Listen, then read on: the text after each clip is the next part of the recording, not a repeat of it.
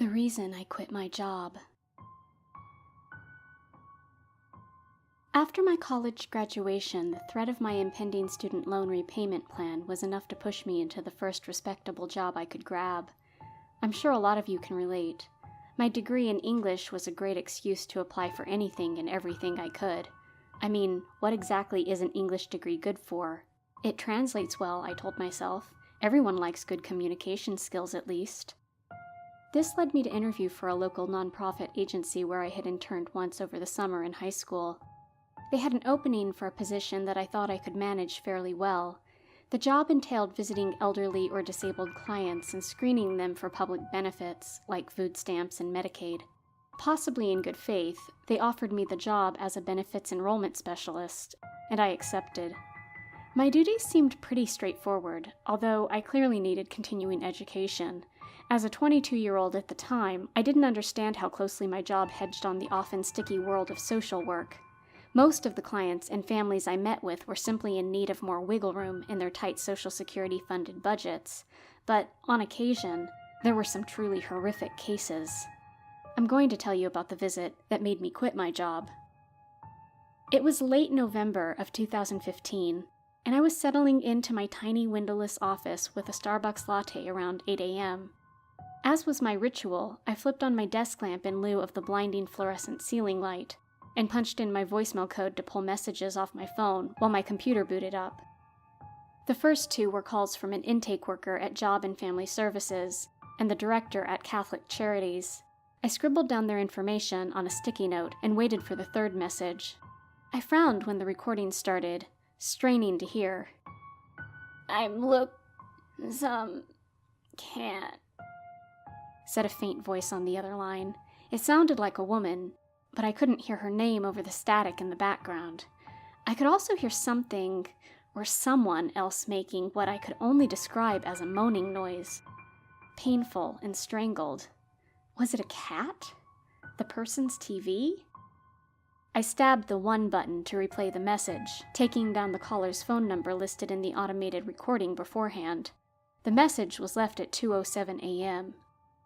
It took a moment to pull up the database where we record all of our clients' contact information and call notes. The program runs slowly, as our records date back to the early 2000s. Punching in the phone number brought up 2 profiles. One for a woman in her 80s on Bidden Road named Mary, the other for a man with only his name, Edmund, and the phone number field populated.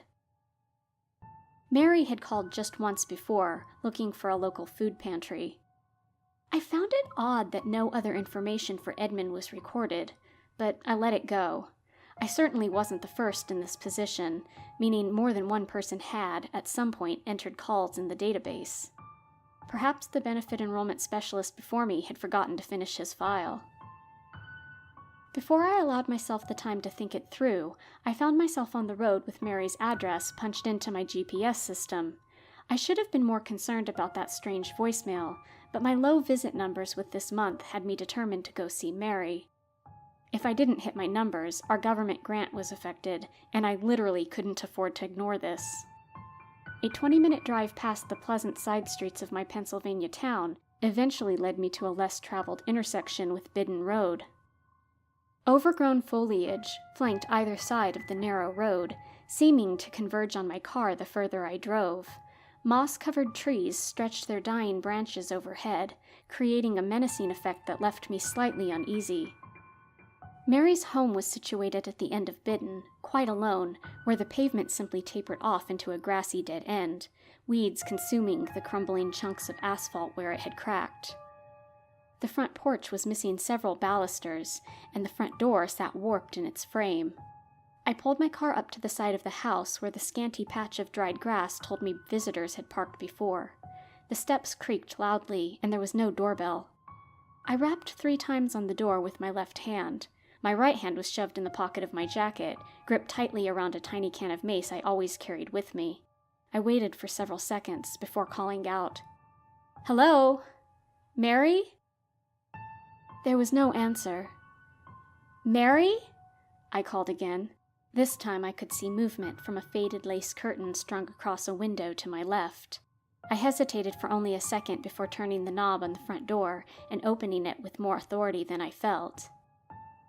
"Mary, this is Stacy with Helping Hand Services." Nothing.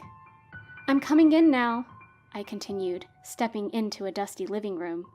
The TV was on, set to a staticky channel showing The Price is Right. I felt relief at this point, knowing that someone was home and I wasn't wasting my time. If not Mary, perhaps a son or daughter I could speak with about her call. What immediately caught my attention was the state of her home. The carpet beneath my feet was stained with something dark. Animal feces, most likely. And there was a strong odor as though a rodent had died in the walls. A thick layer of dust coated every surface, although I could see signs of recent activity. A newspaper folded haphazardly on a flimsy TV tray, and a water ring on its corner where a glass had sat not long ago. My eyes swept the room again and took in the dust particles swirling through the air. A moldy, half-eaten sandwich of some sort sat on a paper plate next to a threadbare checkered armchair. Ew. I saw some troubling signs that Mary may have Alzheimer's or dementia. A crossword puzzle in the newspaper had been filled in with words that didn't fit, and there was a pair of mismatched slippers near the armchair. I lifted my gaze to the ceiling and sighed. Water damage had warped the wood in some places, and mold was visible in the far corner. I took out a small pad of paper and started scribbling down some notes.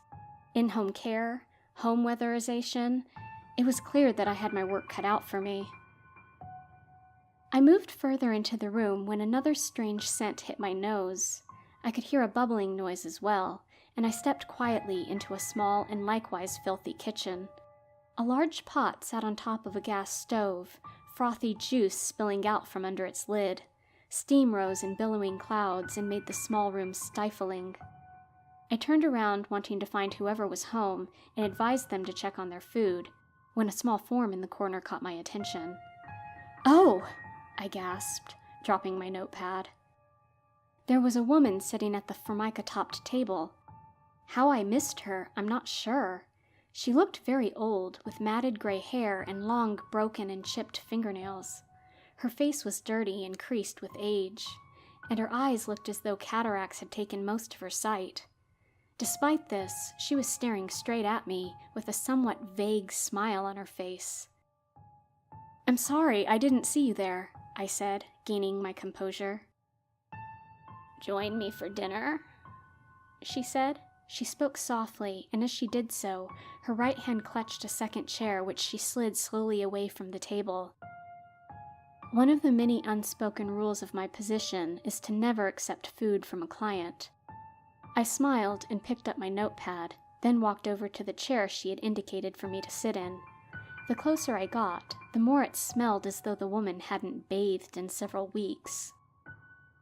"Are you Mary?" I asked, trying to gain my bearings and redirect the conversation. My heart beat rapidly in my chest after being so startled.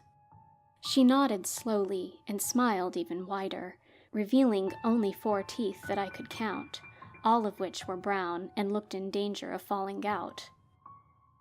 "Join me for dinner?" she said again. This time she stood up from her seat and hobbled over to the actively bubbling pot. Whatever she was making splashed and sizzled onto the burner. "Do you live here by yourself?" I asked, while she stirred the contents of the pot with a long wooden spoon. Again, Mary nodded. While she worked, I jotted down a few more notes, then peered up at the dirty framed photos hung crookedly on the wall. Most of them seemed to be of pets. 2 dogs sat obediently on either side of a younger Mary. There was a horse in one frame, and next to that, a photo of a man in a flannel shirt with his arm around Mary's shoulder. The body language looked as though the 2 were family. Something clicked in my brain. "Mary, do you have a brother?" I asked, my eyes still glued to the photo. "Is this Edmund?" I turned my head back to Mary, only to find her inches from my face, with her mouth turned down into a frown. How she moved that quickly, I have no idea. Her bony, arthritic hand snatched the photo off the wall, and she dropped it to the floor. "No," she said. The frame lay at my feet, its glass shattered on the linoleum. Mary turned back to the stove and poked her spoon back into the pot. No way in hell was I staying for dinner.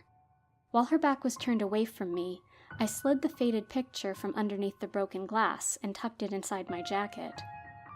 I quickly assessed my situation at this point. Mary lived alone and clearly shouldn't. She displayed some violent tendencies, but I felt safe enough to stay for a moment more to gather a few more facts. As I scribbled down some more points about this visit, Mary set a bowl down in front of me. "Eat," she whispered. I lifted my eyes to the bowl, the stench overwhelming, and my stomach heaved. I lunged away from the table, nearly falling over and fumbling in my pocket for my cell phone. "Oh my God," I breathed, hurrying to the door. "Eat!" I heard her scream from the kitchen. I wrenched open the door and tripped down the steps to my car. Out in the cool, clean air, I stabbed 911 into my phone and tried to gain my composure. I locked myself in the car while I waited for the police to arrive. Mary, it seemed, had decided to stay inside.